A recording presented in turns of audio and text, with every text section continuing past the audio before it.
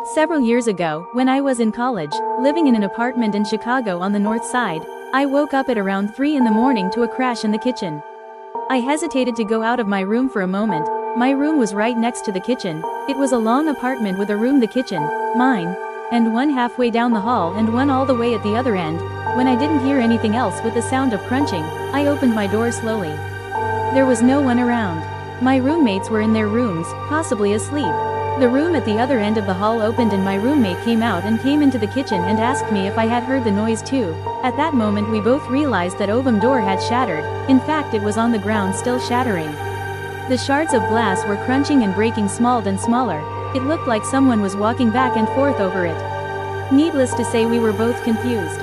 We checked the oven and the windows, in case it was a gunshot that came in. Nothing. All the while it kept crunching. We swept it up and it stopped breaking. We chalked it up to just being odd. Probably around a month later, while laying in bed about to sleep around 3-ish, my lights were off and I closed my eyes. At this moment someone climbed over me and got out of my bed.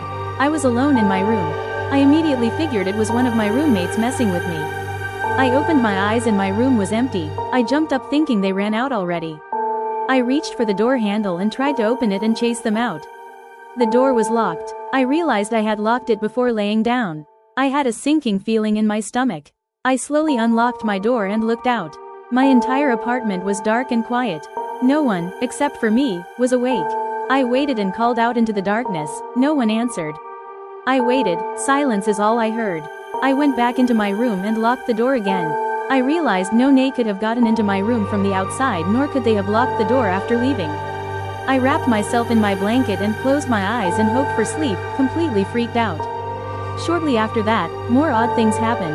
My roommate woke up with blood dots on his chest, 2 lines of around 6 or 7 dots. He showed me the morning he woke up. A few weeks later he woke up with blood on his hands with no sign of bloody nose or other wound. Then the freakiest thing happened. One night, while talking to my roommate who lived on the other end of the apartment, we were closer to his room in the hall and our other roommate was out of town. As we spoke he stopped talking mid-sentence and turned, very visibly, pale white. I saw this and asked him, what was the matter? He stared past me towards the kitchen. I pressed and asked him what was the matter. He said nothing and was shaken, acting very freaked out. I again pressed him about it and he reluctantly told me. He said he saw a little girl in our kitchen. She walked from where my room was to the kitchen. He even saw her reflection in a poster on the wall. We both stared towards the kitchen and waited. Nothing else moved. There was no one there. He said fuck that and was going to bed. It didn't bother him because his room was the other side of the apartment. Mine was where he saw it. I reluctantly went over there and went to sleep. Nothing else happened that night. From that point on we accepted the apartment was haunted. From time to time things would happen. Anytime we had any female over and they used the bathroom, the door would jam and they wouldn't be able to get out. They said the door handle would pull the opposite way when they turned the handle. Once in a while I would get an ice cold hand on my arm or shoulder. One time I even yelled at the handprint on my shoulder that I wasn't in the mood. I was studying for a test, and then a poster towards my ceiling hit against the wall. A paper poster. As if someone hit it hard. I apologized to whatever it was and said I was stressed. When we finally were moving out, I believe the spirit was upset with us. When I would get home from school or work, the front door handle would twist the opposite way when I was trying to go in. At first I thought it was my roommates messing with me, but it happened when they weren't there. When it twisted it would be stronger than me, and one time I even fought with the handle for a few moments till it gave way to let me in.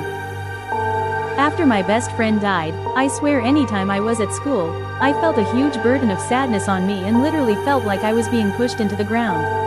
This wasn't the worst part. It's after a few years during a storm, I was sitting in my room on my bed and my computer chair across the hall shook and turned around to face me. The bright lightning flash suddenly lit up the room and there he was, sitting there and facing me, completely still and just looking at me. Now of course this was all within a second of the flash, but I know my best friend's face anywhere and it was staring right at me. Of course the power quickly cut out right after.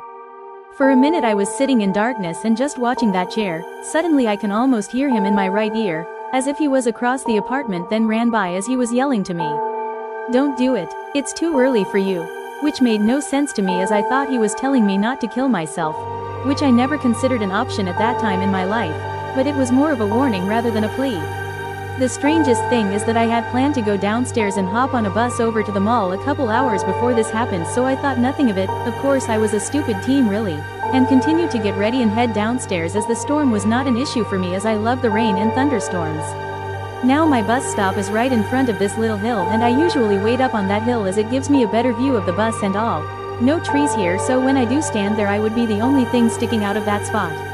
Now I am walking across my parking lot and headed across the street to the stop when suddenly I feel a huge emotional surge and cannot for the life of me feel anything but sad at that moment, which is when I hear him again behind me just saying, "Please," and repeating every 5 seconds and nothing else.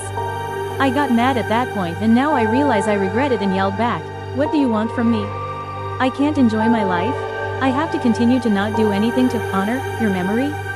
Which was harsh as hell as I realized immediately. Once the voice stopped after a couple minutes, I made my way to the bus stop and couldn't see the bus coming yet. At this point I am still about 30 feet from the stop, so I decide I might as well wait up on the hill, but as soon as I turned toward it, it was struck by lightning exactly where I would have stood.